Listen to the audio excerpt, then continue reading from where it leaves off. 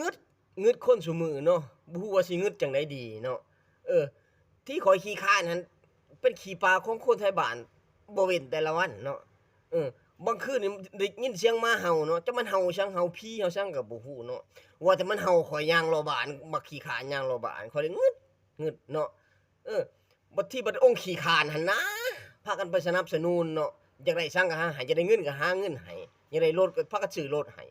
เนาะ เออนี่ได้ข่าวว่าเราจะได้เมียอีกผู้หนึ่งเพิ่มเป็น2คนนี่ก็สิพากันหาให้อีกจักเบิ่งน่ะเนาะข้อยงึดเนาะบัดที่ข้อยละ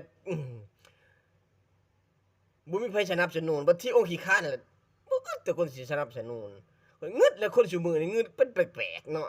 งึดสนับสนุนคนขี้คร้านบัดนี้แหมเนาะบ่ให้ข้อยงึดจังได๋ซุมเจ้าก็บ่งึดคือข้อยบ่ฮึเอออย่าลืม